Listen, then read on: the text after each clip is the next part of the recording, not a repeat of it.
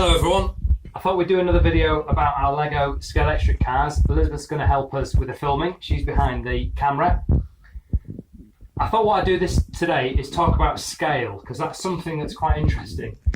So one of the things that we've tried to do on our Lego railway, and if you look around, Elizabeth, have a quick look around our Lego railway. So one of the things that we're quite keen on is that everything is minifig scale, so these little dudes. So what we've got our castle here, we've got our station, we've got various other bits and pieces over there. You have a look up there, Elizabeth. So we've got our pub, we've got the bridge across the railway, factory, various things. So one of the things that I'm quite keen on is that we try and make it as realistic as possible for minifigs. And it occurred to me years and years ago that when I looked at Scalextric cars, some cars aren't really the right scale, but certainly the little Mini, or this little truck, which is Scalextric, bears a striking resemblance to actually Lego trucks. So Scalextric truck, Lego truck. And actually they are amazingly close on scale. So one of the things I thought of, first of all, was if we're taking a minifig, this little dude, and we're trying to build a car, obviously that's a Lego truck, a Scalextric truck, and the main difference really is that minifigs and Scalextric models, typically we have two people next door to each other. But if we go back to the little Lego Mini, actually the little Lego man next to a Mini is about the right scale. So I thought, when we start building Scalextric cars, although we could build sort of models, the traditional Lego model where you have kind of one person in the middle, what would actually be quite fun is to try and build Lego models that are a little bit more realistic. So we've got our Mini, we've got our ambulance, which are roughly about the same size. However, when it comes to our Lego Scalextric cars, what I wanted to do was build a model a bit more traditional. So where you've got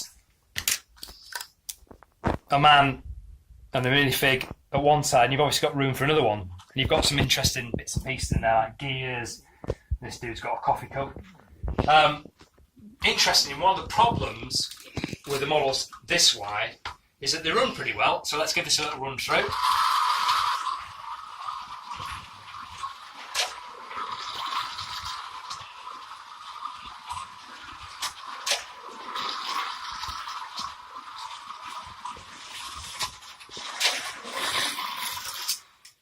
However, really, they're just a little bit too wide. So that's my little truck that runs really nicely. Going on to the car, so the car again is a bit more sort of typical scale for the minifig. You've got a minifig at one side, you've got a seat for another minifig. Sometimes it's kind of the right proportion, so from the top down it kind of feels right. Again, the big problem with Lego is that some proportions work really well, so top down this works really nicely. The big problem is height generally.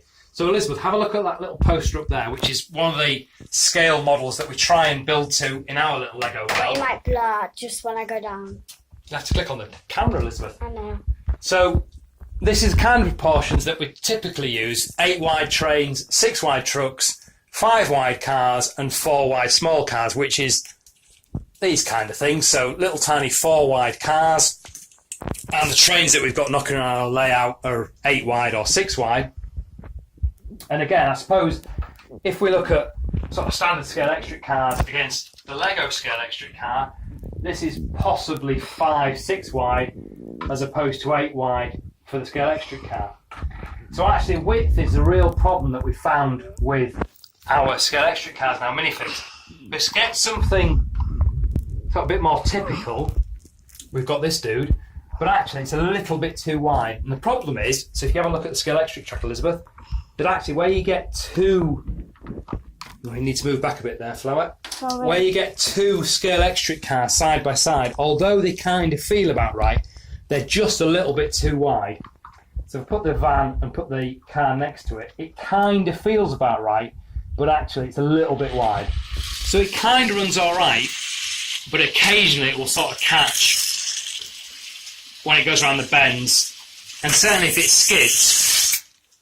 So actually if we whip on a normal Scalextric car, You ready for this, Elizabeth? Because you're going to have to catch it. So with a normal Scalextric car, you get a bit more sort of back end. Look at this corner here, Flower, as it comes round. So you'll see that the Scalextric car sort of skids out. Move back a bit, Elizabeth, and catch it here. And it just like falls. Well, we'll try again. Keep watching. So the Scalextric car kind of flicks out a bit as it goes around the bend. And one of the problems with the Scalextric cars at this width is they're a little bit too wide. They kind of feel about right. So I'll put my other Scalextric car here, and then we'll run the van round and see if we can get it to crash.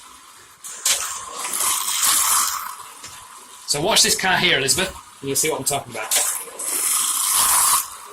So as you can see, it's a little bit too wide.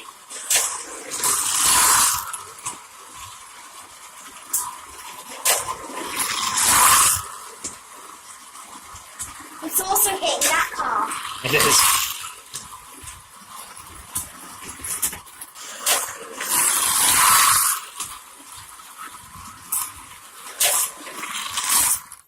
So, one of the problems that I'd really like to do, and I think this is one of the challenges with building Lego Scalextric cars, and certainly with the bigger motors. So where you're dealing with motors, you might need to move back a bit, Elizabeth. Yeah, there's the light that's on the camera. Where you're dealing with these big motors, one of the problems is, because of the width of them, it's really difficult to get smaller width wheels. And I think this is one of the challenges. So the scale of two minifigs side by side is perfect. But ideally, we could just do with something a little bit narrower. But of course, if we go to 6 bricks wide, we're then going to struggle with scale of getting two minifigs in. Okay, so that's a little bit more from scale of our Lego Scalextric cars. And we will continue with our quest to try and build our new 8-wheel drive Scalextric car.